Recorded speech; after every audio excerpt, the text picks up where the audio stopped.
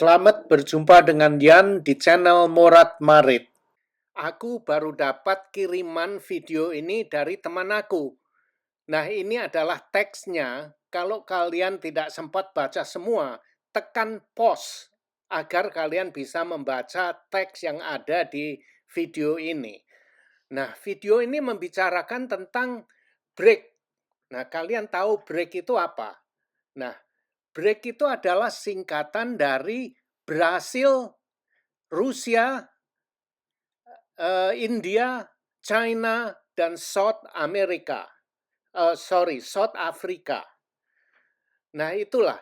Kalau kalian tidak tahu BRIC itu apa ya, ini adalah satu organisasi baru yang baru dibentuk untuk menghindari dominasi mata uang Amerika, dolar Amerika. Nah, sekarang ini mata uang dunia ini kan semua orang memakai dolar Amerika. Nah, ada orang yang agak risih tidak mau memakai US dollar sebagai mata uang dunia. Nah, banyak orang yang tahu tentang mata uang dunia ini ya. Ya, memang banyak orang yang mengerti tentang US dollar bisa dipakai di seluruh dunia. Tapi perkumpulan BRIC ini lebih besar lagi begini. Yang orang banyak yang tidak mengerti tentang pemakaian undang-undang pemakaian uang dolar ini. Nah, yang biasanya diketahui itu hanya karena US dollar dipakai untuk transaksi di seluruh dunia gitu. Nah, yang banyak tidak dimengerti soal perdagangan, import ekspor.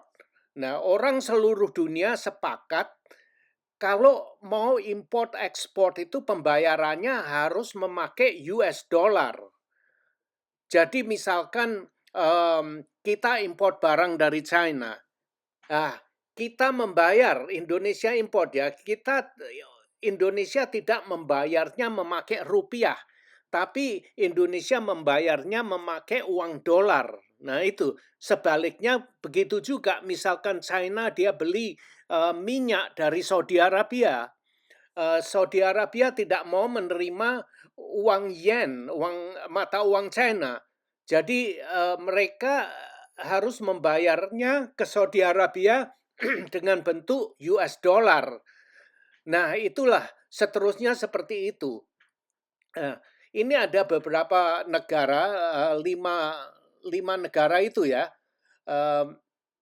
yang kurang setuju dengan gagasan ini. Padahal ini sudah lama sekali dipakai ya. Dulunya sebelum US dollar dijadikan mata uang dunia, dunia kita ini memakai uang Inggris, memakai uang pound sterling untuk transaksi di seluruh dunia. Setelah Perang Dunia Kedua, Eropa hancur termasuk Inggris. Akhirnya mata uang Inggris itu menurun, tidak dipakai lagi untuk transaksi di dunia ini. Kemudian digantikan dengan US dollar sebagai mata uang transaksi perdagangan di dunia ini. Nah, itulah sedikit sejarahnya ya. Nah, negara-negara BRIC ini masih baru dibentuk kira-kira beberapa tahun ya, 10 tahun atau 5 tahun, aku kurang jelas itu. Kalian bisa Google sendiri aja. Nah, kalau tidak salah tanggal 21 Oktober ini negara-negara BRIC ini mengadakan konferensi pertemuan di Rusia. Ya, tentu dihadiri dengan 5 negara BRIC ini, yaitu Brasil, Rusia, India, China, dengan South Africa. Kelima negara ini hadir, tapi sekarang anggotanya bertambah, termasuk Indonesia juga menggabung ke dunia BRIC. Nah, itu dia. Tapi apakah mereka bisa mengimplementasikan untuk menggantikan uang BRIC. Nah, ini yang agak sulit dicapai ya. Nah, tapi yang jelas ya, kelima negara itu sudah setuju, mereka kalau import beli barang antara kelima negara itu tidak perlu memakai US dollar. Misalkan Rusia mau beli gandum dari Brasil, itu bisa dibayar dengan uang Rusia, mata uang Rusia. Sebaliknya juga bila Brasil ingin beli minyak gas alam dari Rusia, Brasil tidak perlu membayar dengan US dollar. Brasil bisa membayar mata uang Brasil. Nah, sebaliknya India, China, dan anggota negara itu, kalau nggak salah ada 10, Indonesia termasuk. Nah, itu ada keuntungannya, yang gimana, ada keuntungannya bagi anggota itu, seperti ASEAN, seperti organisasi ASEAN gitu loh. BRIC itu seperti itu kira-kira. Jadi di antara negara ASEAN atau negara BRIC tidak perlu memakai uang dolar. Nah, negatifnya apa? Misalkan uang dolar itu kan stabil, walaupun Amerika utangnya banyak, tapi dolarnya masih stabil dan Amerika garansi. Mereka itu tidak akan rugi karena uang dolar itu seperti emas. Sangat stabil sekali dan sudah dibuktikan 50 tahun lebih. Nah, semua orang merasa comfortable, merasa nyaman, aman memakai US dollar karena kalau memegang dolar itu seperti memegang emas gitu loh. Nah, negatifnya sekarang begini, misalkan kita beli gandum, Brasil beli kayu atau minyak dari Indonesia atau import nikel dari Indonesia, terus Brasil membayarnya dengan mata uang Brasil. Terus kemudian 2 tahun atau 6 bulan kemudian ekonomi Brasil hancur. Akhirnya uang Brasil yang dipegang Indonesia itu enggak ada harganya. Nah itu terus kalau terjadi seperti itu gimana? Kan nggak ada garansinya kan? Akhirnya Indonesia rugi. Jadi mata uang Brasil itu ya mungkin nggak stabil ya. Terus misalkan yen atau uang India, kalian dibayar dengan uang Indonesia, dengan uang India, atau India dibayar, Indonesia beli import barang dari India terus dibayar dengan rupiah. Kemudian uang rupiah anjlok, India rugi habis-habisan. Nah, kalau dibayar dengan US dollar itu digaransi. Kalian dapat duit, negara itu tidak akan rugi. Dan ini sudah terbukti 50 tahun lebih. Nah, itu dia. Untung ruginya seperti itu. Nggak tahu, maka itu kalau mempercayai US dollar, itu kan sudah dibuktikan. Walaupun utangnya Amerika tuh banyak gitu, tapi uang dolarnya itu masih solid, masih kuat sekali gitu.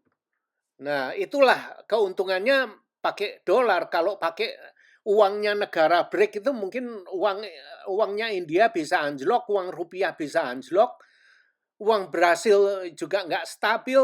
Nah, itulah tidak ada yang menanggung, memberi garansi. Nah, itu dia bedanya. Uh, Orang banyak, terutama orang yang mengirimkan video itu ya, yang baru aku terima itu orang-orang itu propaganda, dia dia itu mendapatkan video propaganda seperti itu. Jadi mungkin dia itu orang-orang yang pro nggak tahu pro mana, pro timur gitu ya, benci dengan negara barat, mungkin seperti itulah. Jadi ya keep dreaming bro. Ya. Nah, terus uh, ini yang bikin viral ini ya. Baru-baru ini ada pertemuan negara BRIC yang diadakan di Rusia ini. Nah, di situ ada fotonya Presiden Putin yang memegang mata uang Katanya menurut berita itu adalah mata uang BRIC. Jadi BRIC itu sudah membentuk mata uang seperti ini, kalian lihat itu. Nah itu lihat Putin memegang itu mata uang BRIC. Nah itu dibikin viral seluruh dunia. Wah, BRIC sudah mempunyai mata uang seperti euro. Europe Eropa menjadi satu, membuat satu mata uang euro yang nilainya juga ya boleh kita dikatakan bagus lah. Nah ini negara BRIC katanya sudah mempunyai mata uang tersendiri. Itu uang BRIC katanya. Jadi bikin viral itu videonya Putin sewaktu di pertemuan itu memegang mata uang BRIC itu. Tapi ini ya kalau yang viral itu biasanya kan hoax semua itu ya. Ini bukan mata uang BRIC. Iya, kelihatannya seperti mata uang BRIC tapi bukan mata uang, itu adalah uang souvenir. Uang souvenir saja itu yang dijual di pasar-pasar.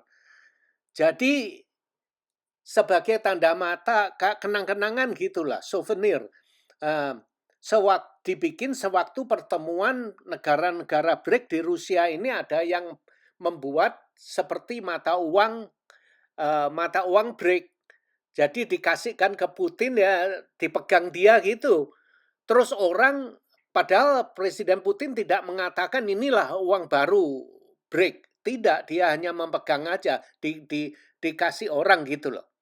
Terus ada wartawan yang memotretnya sehingga jadi viral. Padahal itu adalah uang souvenir aja. Macam kalau anak-anak kecil di Indonesia dulu kan seneng main pasaran. Nah itu uang-uang pasaran gitu loh. Atau seperti uangnya orang mati itu loh. Kalau orang mati perlu uang kan waktu itu kan banyak orang yang beli uang orang mati terus dibakar agar nenek moyangnya yang sudah pergi meninggal itu mendapat kiriman uang. Ya itu seperti uangnya orang mati aja. Nah, seandainya itu benar ya, sulit diimplementasikan negara BRIC ini. Sangat rumit sekali urusannya. Seandainya ini bisa dijadikan kenyataan, itu ya bukan main ya, tapi kenyataannya kalau memang sudah perkumpulan BRIC ini sudah kuat, kenapa sampai sekarang kok belum mencetak uang yang beneran, uang BRIC yang beneran? Nah itu pertanyaan aku. Karena sulit sekali, ini hanya teori aja, teori yang dibentuk dari kelima negara ini. Dan dari teori untuk dijadikan kenyataan itu sangat sulit sekali karena banyak sekali rintangan-rintangan tentang kestabilan negara-negara BRIC ini. Karena negara BRIC ini negara berkembang semua, gitu. Jadi kestabilan geopolitik dengan geoekonominya itu belum stabil. Kadang-kadang ekonomi mungkin berhasil atau mungkin itu uangnya anjlok, hancur. Nah kan rugi. Dan siapa yang akan dirugikan? Ya anggota negara-negara BRIC itu sendiri.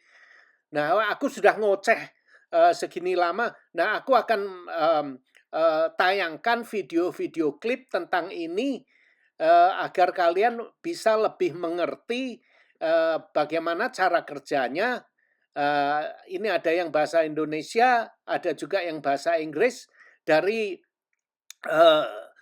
siaran TV yang beken, yang bukan siaran TV yang hoax yang sering tersebar ya. Ini adalah siaran TV yang bisa dipertanggungjawabkan dan tidak pro sana, tidak pro sini, dia punya politik di tengah-tengah, dia memberitakan, mengupas hal ini dengan kemungkinan yang masuk akal gitulah. Berdasarkan data-data yang ada, data-data yang benar, bukan data-data hoax ya. Inilah silakan menikmati video klip yang aku sajikan ini. Selamat. Recent image of Russian President Vladimir Putin holding a colorful BRICS banknote during the BRICS summit in Kazan goes viral. But does this mean, is a new currency really on the way? Was it a surprise or hint? Let's find out. Mengapa mereka belum meluncurkan mata uangnya? Hal ini karena terlepas dari motivasi geopolitik dan alasan ekonomi untuk mata uang BRICS. Terdapat beberapa tantangan yang menyulitkan peralihan dari teori ke praktik. Salah satu kendala paling signifikan adalah lanskap ekonomi yang beragam di negara BRICS. Masing-masing negara beroperasi dalam kerangka ekonomi yang berbeda, dengan tingkat perkembangan kebijakan moneter dan tingkat inflasi yang berbeda-beda. Menciptakan mata uang tunggal yang dapat diterapkan pada kelompok yang beragam memerlukan integrasi dan koordinasi kebijakan yang signifikan. Sesuatu yang terbukti sulit bahkan untuk negara-negara yang lebih homogen secara ekonomi seperti Uni Eropa. Tantangan lainnya terletak pada logistik penerbitan mata uang bersama, pembentukan bank sentral yang akan mengawasi mata uang. Menciptakan kebijakan moneter yang menguntungkan semua anggota secara setara, dan mengelola nilai tukar antar mata uang negara-negara tersebut merupakan tugas yang sangat besar. Logistik ini menjadi semakin rumit ketika mempertimbangkan kepentingan politik masing-masing negara. Misalnya India dan Tiongkok, dua negara dengan perekonomian terbesar dalam kelompok ini. Seringkali berselisih mengenai masalah geopolitik yang dapat mempersulit upaya untuk menciptakan sistem keuangan terpadu. Jadi ngomongin mata uang paling berpengaruh di dunia, yang pasti bukan euro, ini lagi anjlok, bukan juga yuan Cina, mungkin masih belum, bukan juga rupiah ya, mungkin masih belum juga bukan dinar di beberapa negara Arab, meskipun nilai tukarnya mungkin lebih tinggi ya. Banyak yang bilang kalau awal turunnya pengaruh Amerika di dunia adalah ketika negara-negara lain stop menggunakan dolar Amerika dan menggunakan standar baru, misalnya emas atau mata uang negara lain. Tapi menurut kalian, memangnya Amerika akan diam aja kalau ada yang berani coba-coba? Amerika nggak akan bisa bangkrut meskipun utangnya triliunan dolar. Wah, kok bisa? Jawabannya adalah karena ini, dolar Amerika. Banyak yang heran, lawang Amerika lagi inflasi tinggi dan resesi, lah kok nilai mata uangnya malah naik. Kok nasibnya nggak sama kayak Turki yang nilai mata uangnya anjlok besar-besaran? Ya jelas saja, dari seluruh jumlah dolar yang beredar, setengahnya itu ada di luar negeri loh. Dan dolar ini dipakai buat transaksi perdagangan antar negara. Misal Indonesia beli minyak, maka bayarnya pakai dolar dan bukan pakai rupiah. Selain itu, 60% dari seluruh cadangan devisa negara di dunia bentuknya dalam dolar Amerika ya. Sementara di saat yang sama, Bank Sentral Amerika bebas menyetak dolar kapan aja. Dan negara sekelas Saudi Arabia dan Uni Emirat Arab, nilai tukar rial dan dirhamnya dipatok tetap ke dolar Amerika. BRICS Summit. No longer just Brazil, Russia, India, China, and South Africa, the bloc has expanded to include Egypt, Ethiopia, the UAE, and Iran. In fact, the group now represents nearly half the world's population. The summit was perhaps most meaningful for its host, President Vladimir Putin, who is eager to show the West that his country is not a global pariah. He made the typical grand pronouncements that the grouping represented the rise of a multipolar world order and that the countries represented there are essentially the drivers of global economic growth. So is BRICS going to become an all-powerful anti-Western alliance? It's pretty unlikely. The BRICS grouping has never delivered on its early promise. The term BRIC was coined by the then chief economist at Goldman Sachs, Jim O'Neill, in a paper published in November of 2001. It was primarily an economic concept. O'Neill believed that four large countries in the developing world, Brazil, Russia, India, and China, would drive global growth for decades to come. By 2050, he predicted they would dominate the global economy, with China becoming the world's largest economy by 2041. The idea took off. As the FT notes, dozens of investment firms created BRIC funds. Multinational corporations developed BRIC business strategies. Business schools launched BRIC courses. A BRIC think tank was born in Rio. And for the first decade after 2001, those four countries lived up to the hype mostly. They clocked impressive growth, especially China, with growth rates often in the double digits. India, China, and Brazil were remarkably resilient against the shock of the 2008 financial crisis. And then an idea born in an investment bank became a geopolitical reality. Russia held the first BRICS summit in 2009 in Yekaterinburg, Russia. The heads of state from those four original countries agreed to reduce reliance on the US, move away from the dollar, and advocate for a larger role for developing countries in global decision-making. In 2010, South Africa joined the bloc, hence BRICS. It seemed that Goldman's predictions were coming true. But then it fell apart. Russia was hit by oil price volatility, high inflation, and stalled reforms.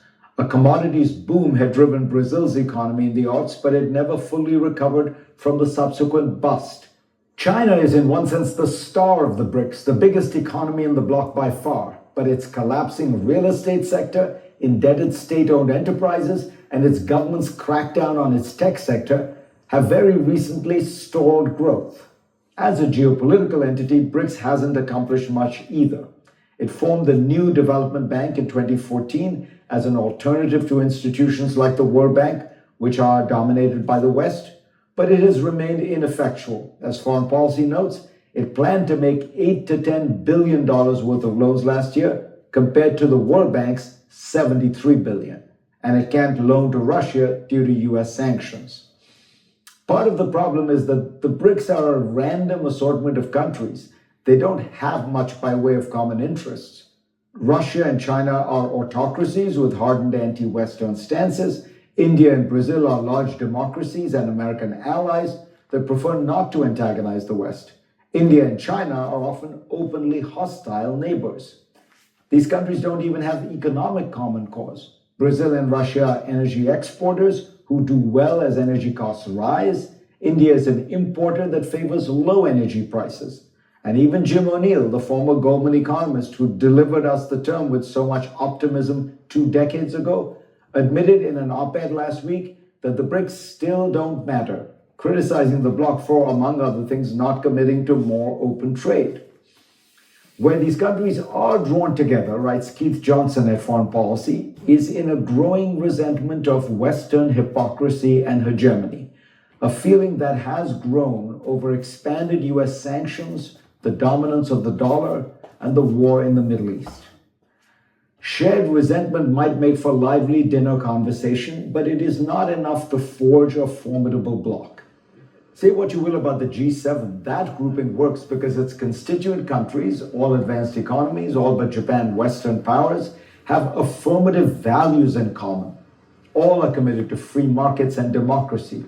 All are committed to the rule of law, at least in principle, though members sometimes fail in the even application of that principle. If the countries of the BRICS want to truly prepare themselves for a multipolar world, or even to hasten its arrival, they should find some positive shared values and work earnestly on realizing them. Thanks to all of you for being part of my program this week. I will see you next week. Terima kasih sudah nonton video ini dan jangan lupa like, comment, share, dan subscribe. Adios, my friend.